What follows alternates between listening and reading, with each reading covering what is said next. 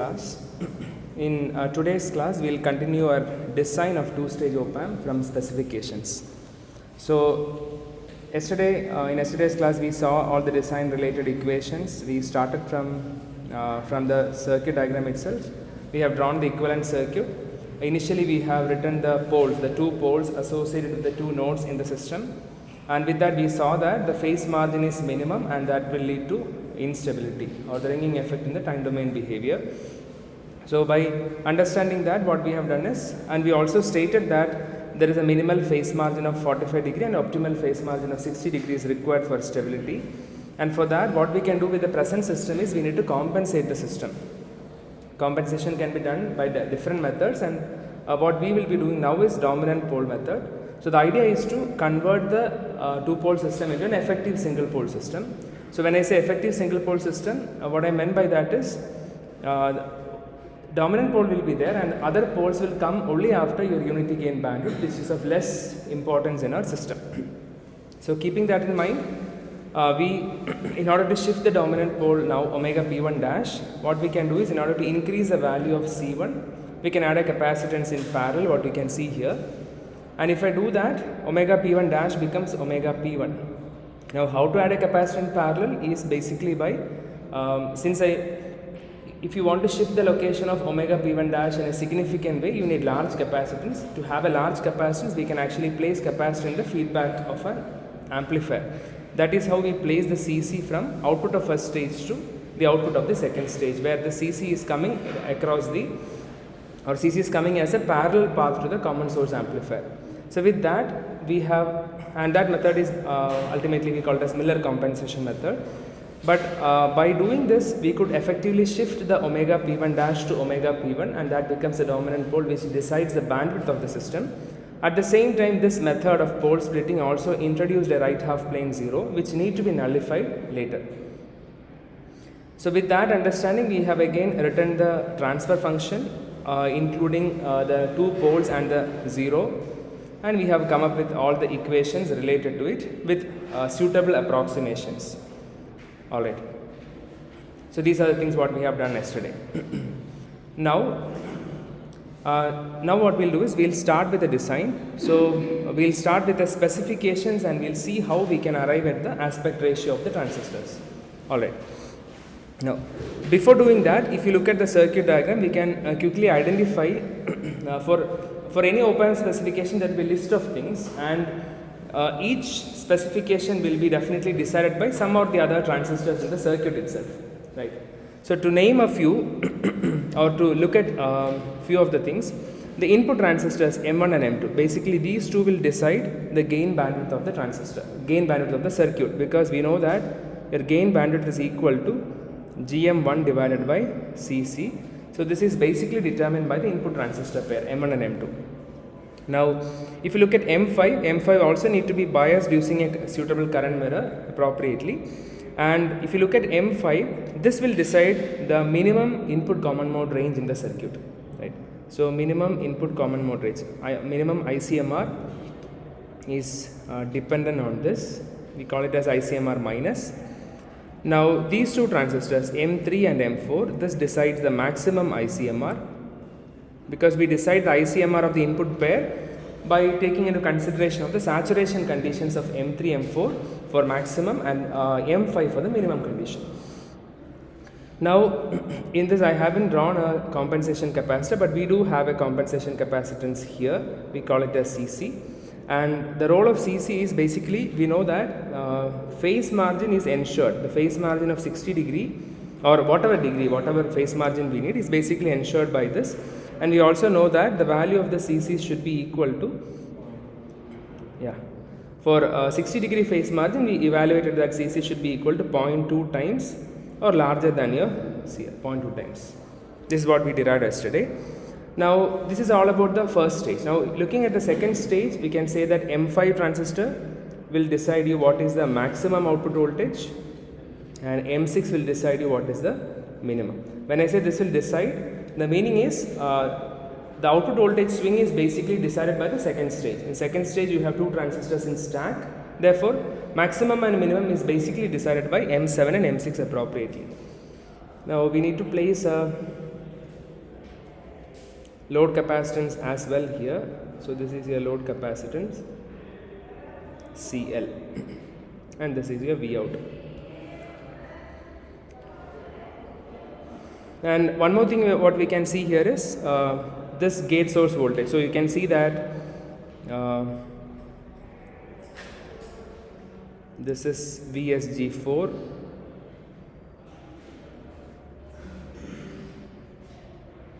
and this is VSG7, right?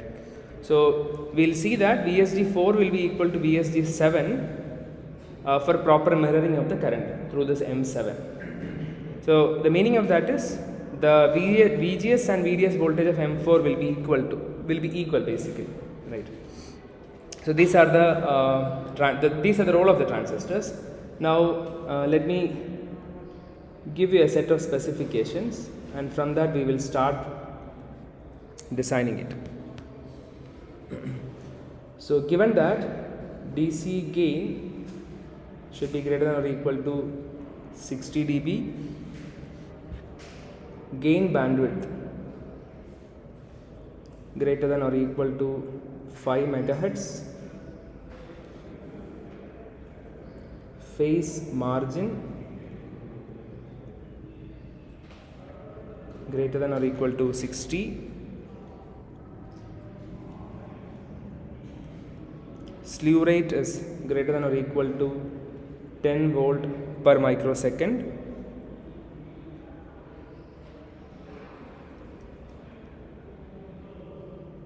output voltage swing is equal to 4 volt peak to peak,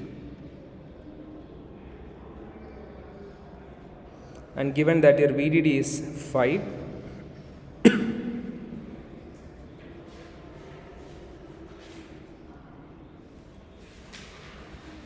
load capacitance is assumed as 10 picofarad. So when I say phase margin of 60 degree, it is understood that at unity gain the phase margin or the expected phase margin is around 60 degree.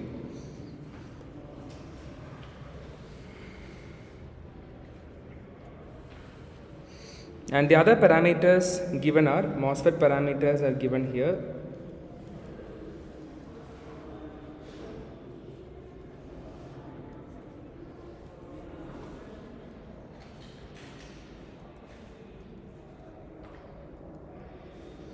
(50 microamps per volt square),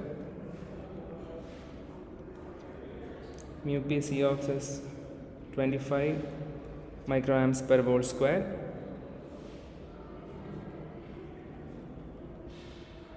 VTN equals VTP equals 1, VDD is given as 5,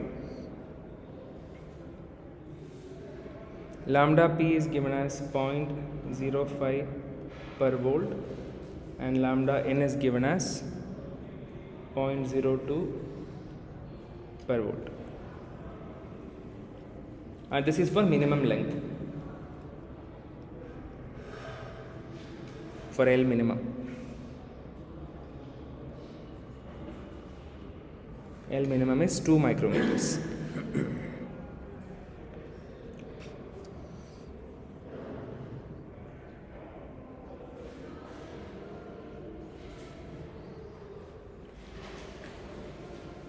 So what we'll do now is, based on the design equations what we discussed yesterday, and based on few more relations, we'll start with this design. And finally, the aim is to arrive at the aspect ratio of all the transistors. All right. So that will meet the specifications given.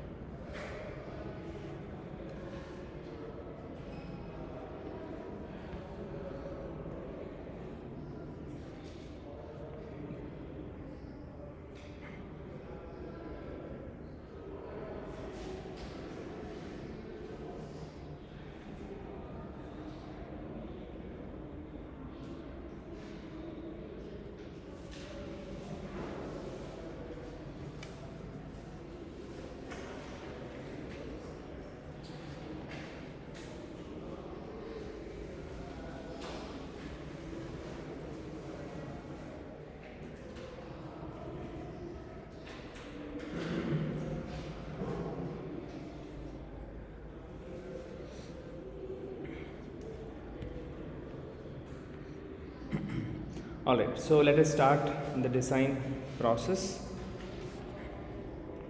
So we'll do design in several steps.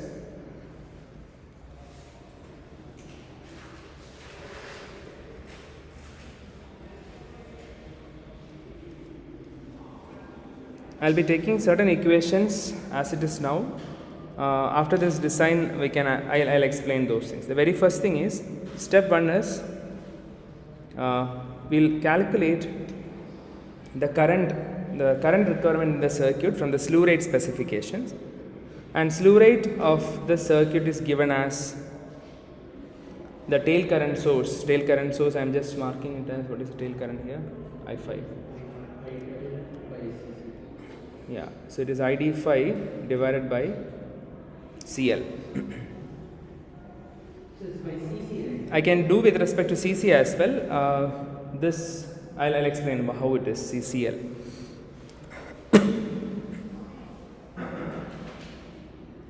Basically, I can do with respect to this or with respect to ID5 divided by CC. The only thing is your CC will be less than CL. CC should be less than CL. So, yeah. We'll ensure that.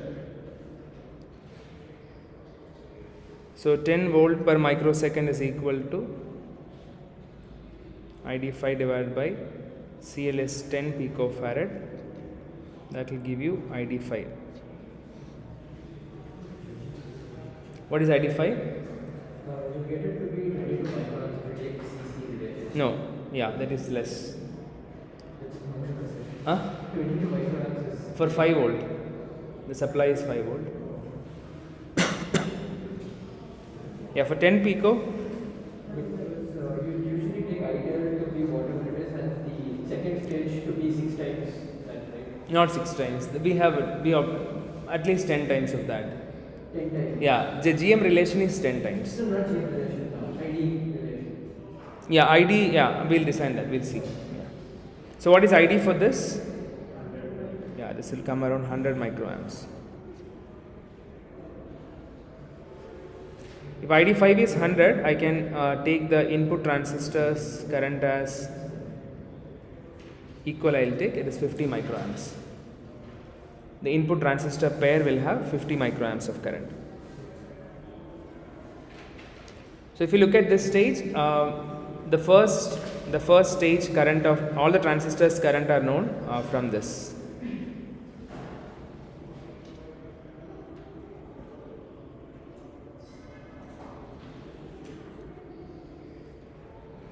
Now, the second step is, we know that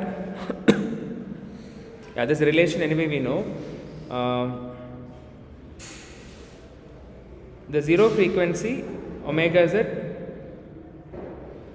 should appear after your unity gain frequency or your gain bandwidth, and that will be ensured by the relation of GM7 much greater than GM1, and we know that the relation what we will be using will be at least 10 times of GM1.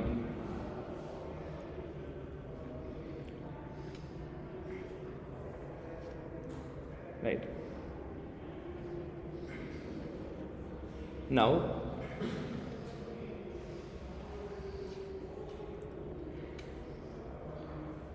what is the relation for omega P2? What is omega P2? The second pole.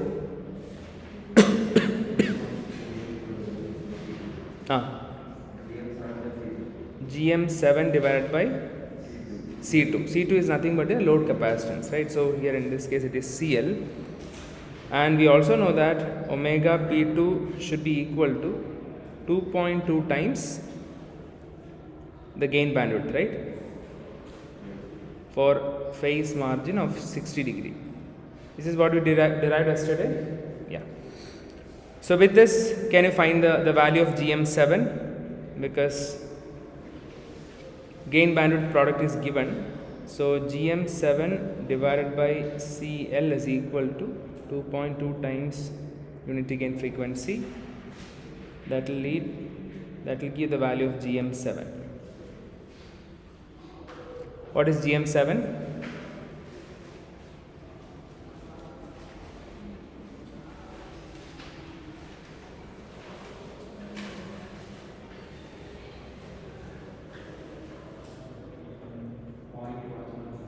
Point 0.118. Are you getting GM7 as 2.2 into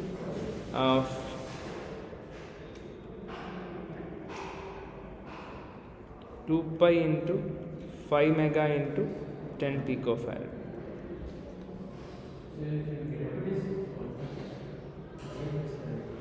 GM7.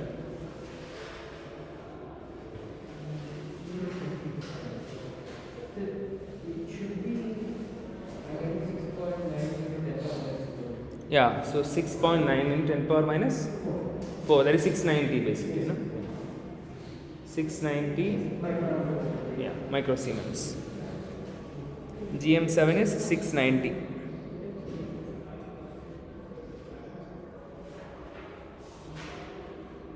So if your GM7 is 690,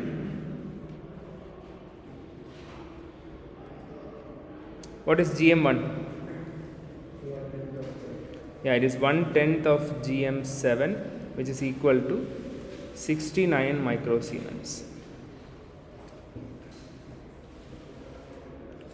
GM7 should be 10 times, so GM1 is 1/10 of GM7, which is 69 microsiemens. Now I can use the relation and find the size of the transistor. Yeah. In this ID is known, you can find W by L of 1. What is W by L of 1?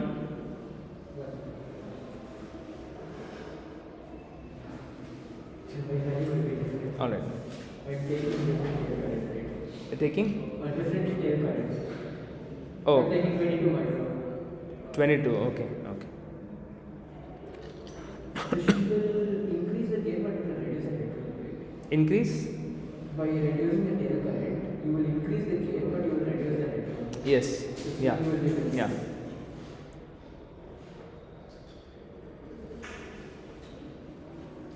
So what is W by L of 1?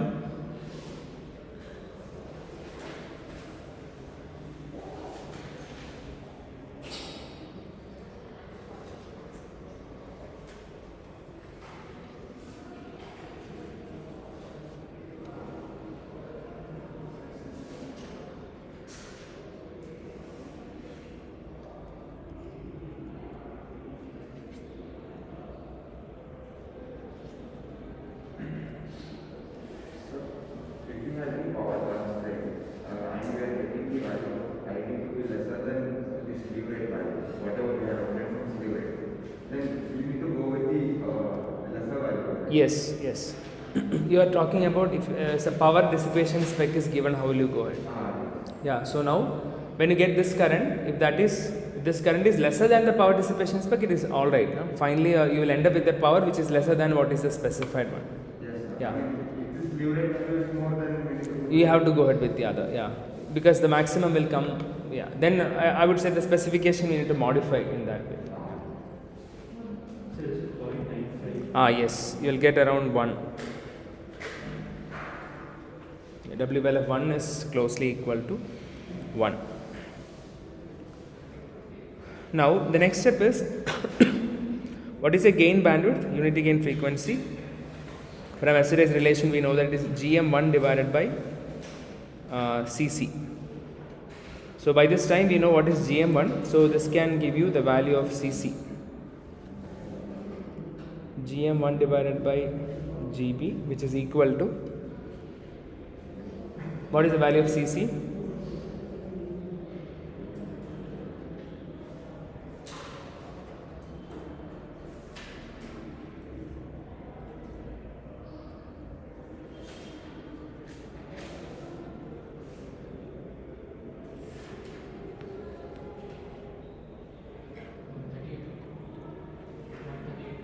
CC is 132. No, GM1 is 69 micro divided by 5 mega.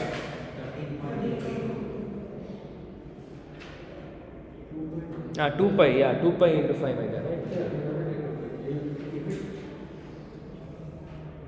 2.1. I got 2.2 people. 2.2 somewhere, yeah. So gain, this is basically, Then you can directly use CC as 0.2 to some instead of using UGB. no, we can see that whether the relation is holding good or not, yeah. Omega is nothing but your gain bandwidth only. This is your gain bandwidth. So if you are missing out the 2 pi term, I am just rewriting, and this will give you CC of 2.2 picofarad.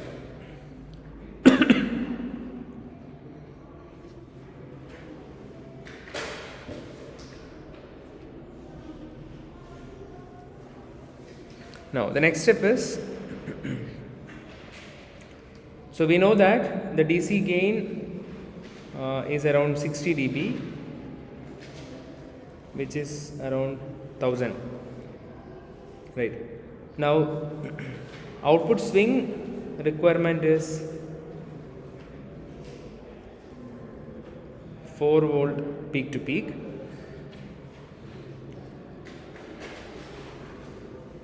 So when you say output swing is 4 volt peak to peak, you can look at the transistor circuit. The circuit here, the VDD is 5 volt. So if you need 4 volt swing over here, what is left is 1 volt. So 1 volt we can actually use for the overdrive for the transistors M7 and M6. Right. 1 we have, so 0.5 we can assign each.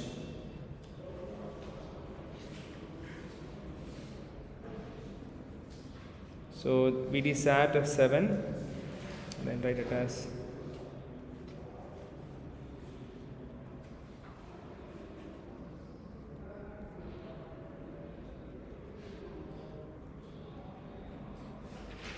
0.5. We already know what is GM7. GM7 is 690 micro Siemens. From this we can actually find the value of drain current ID7, and with ID7 you can actually go ahead and find the size of the transistors.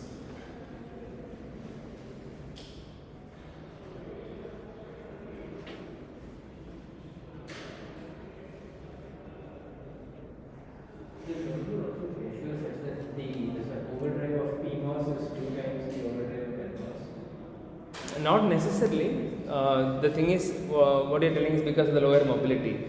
We can do that. Otherwise, you will get a size, larger size. Yeah.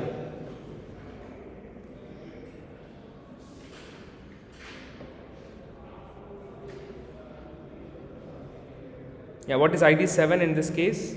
ID7 is equal to. How will you find ID7?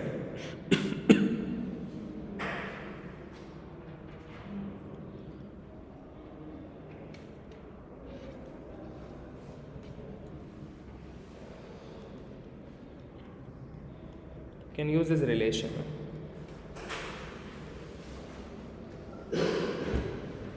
and you will get ID7 value. What is ID7?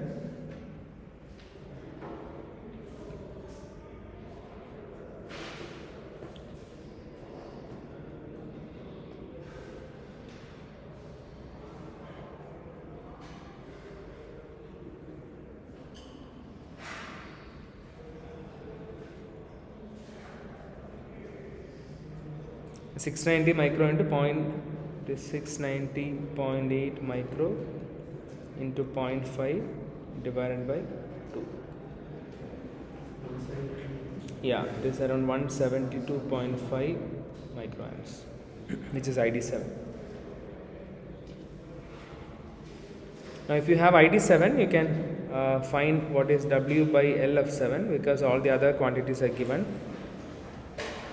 Can use this relation. GM7 is equal to under root of 2 ID7 .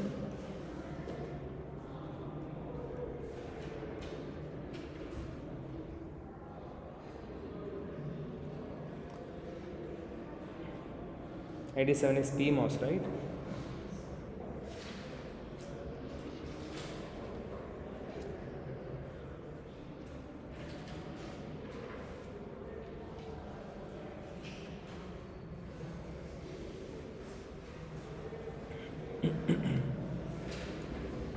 Can I get the value of W by L of 7?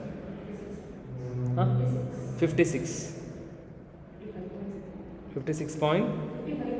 Okay, 56, yeah.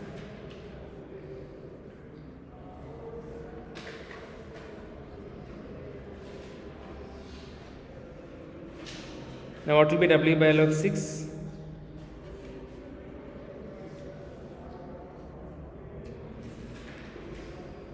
You can directly say by the relation, right? Because both are carrying equal current. Now the mobility is half, so size also will be, yeah, size will be double. Yeah. No. Yeah, W by L of 6 is basically, yeah, because yeah. So what is W by L of 6? It will be half of this.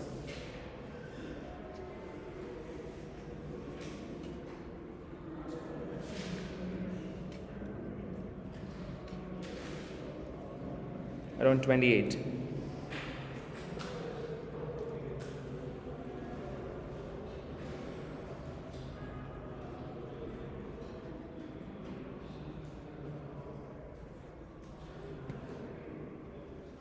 Now what we have is, so we got the size of, this is done, 1, 2, 3, 4 and 5, no? Yeah, and 5 also, the tail current one.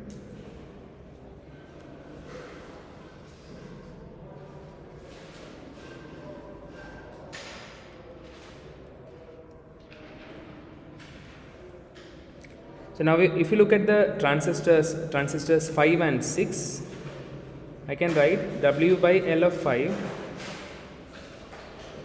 by W by L of 6 is equal to ID5 by ID6.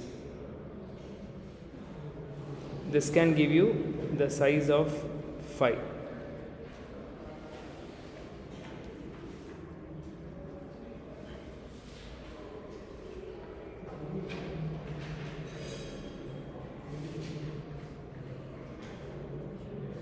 So ID5 is 100 microamps by ID6 is 172.5 micro into W by L of 6. What is W by L of 6 here? 28.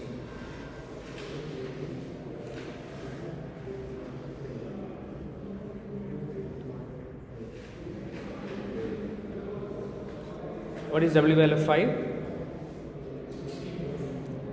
60. 16. Okay. W by L of 5 is 16. Now the next step is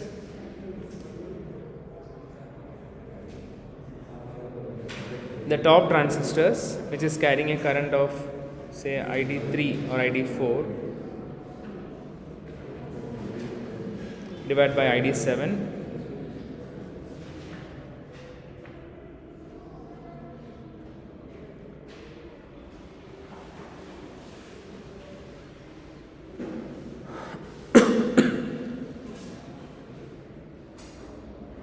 This can give you the value of W by L of 3 and 4. So we can do another thing. We know the overhead voltage of the PMOS. Since the overhead voltage is absolutely the same, we can directly use 2ID theory. I mean, GL is 2ID. Yeah, I think it should result in the same answer, no? Yeah, yeah. Because that is why I'll have the current ratio I have taken.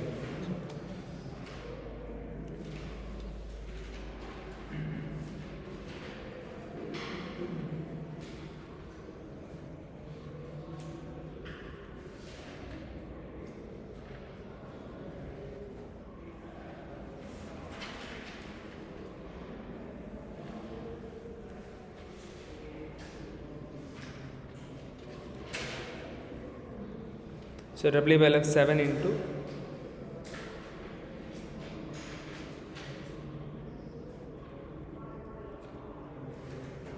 what is W by L of 3 and 4?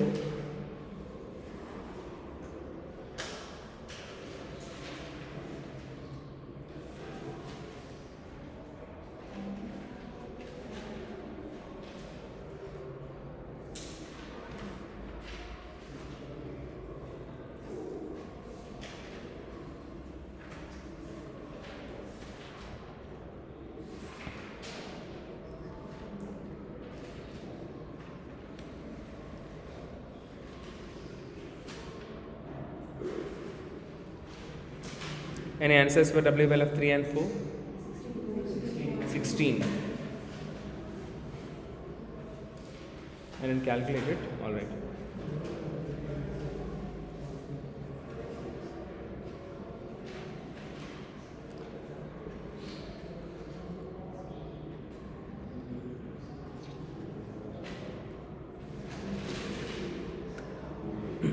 Since we have achieved the size of all the transistors, now we can actually verify the gain requirement. So we have the gain equation, the DC gain we have. DC gain is GM1 into R01 parallel to R04, R01 or R02 parallel to R04 multiplied by GM7 into R07 parallel to R06. This is the gain expression. So we do have all the values. You can find R0 values and see whether the gain is meeting the spec or not.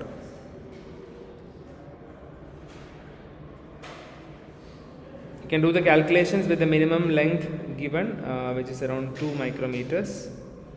With this you can calculate the values of R01, R04, R07 and R06.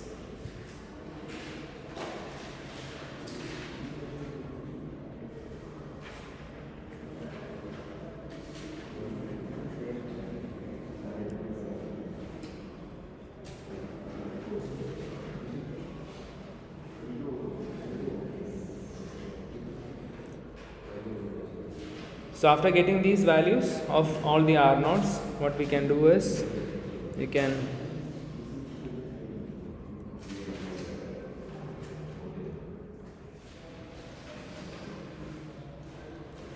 find the gain of individual stages